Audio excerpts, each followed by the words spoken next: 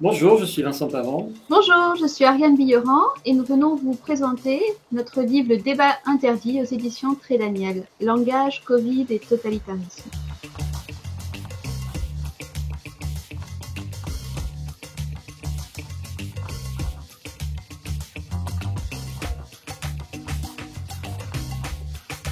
Alors, ce livre évoque les problèmes du langage en période Covid et en particulier la déliaison entre le langage et le réel qui va de la science jusqu'à la psychologie en passant par l'idéologie politique.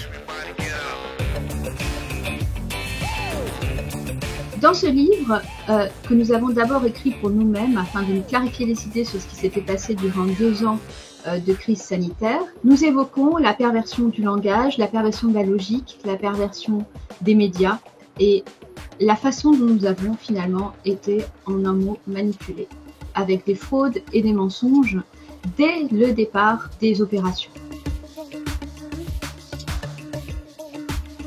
Une autre fraude a été la divinisation du langage mathématique pour en faire des oracles et confiner les populations sur la base d'oracles complètement fous. Et nous essayons de proposer une analyse de ces fraudes avec une distance et en même temps de donner au lecteur la possibilité de se rappeler ce qui s'est passé et le niveau de maltraitance auquel nous avons été exposés.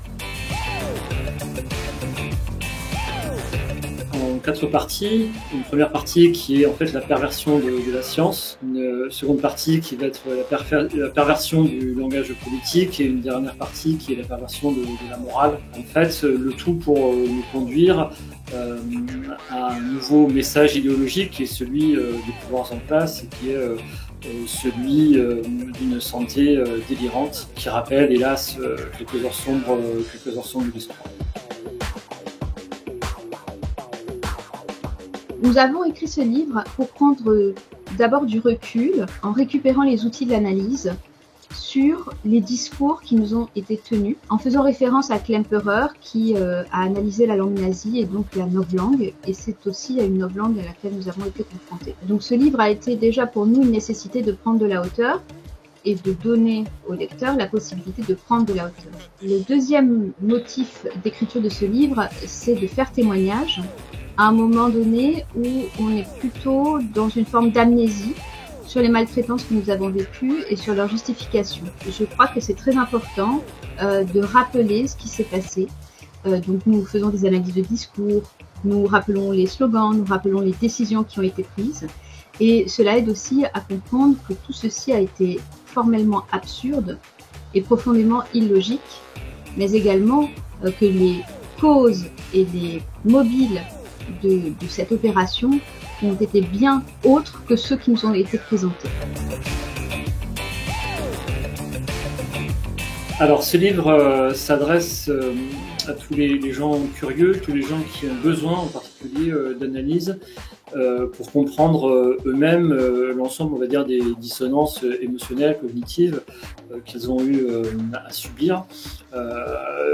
Ce livre s'adresse à tous ceux qui n'ont pas peur de vouloir justement regarder les réalités en face et ne pas sombrer dans une narration absurde, contradictoire, qui finit tout simplement par rendre fou. On est dans une forme de folie, on est dans une forme de psychose collective, et donc ce livre doit rassurer tous ceux qui se sont posé des questions, qui ont relevé les absurdités, les contradictions, qui veulent en sortir en nommant vraiment ce qu'est le réel aujourd'hui et en n'ayant pas peur de l'affronter malgré les sources et les origines sûrement horribles qu'il recèle.